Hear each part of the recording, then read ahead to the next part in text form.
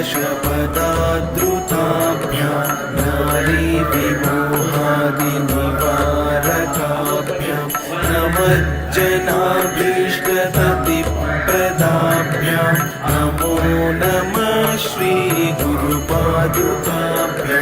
नमो नमः श्रीगुरुपादुकाभ्यां शमादिषट्कप्रदवैभवाभ्यां समाधिदानं कृतदीक्षिता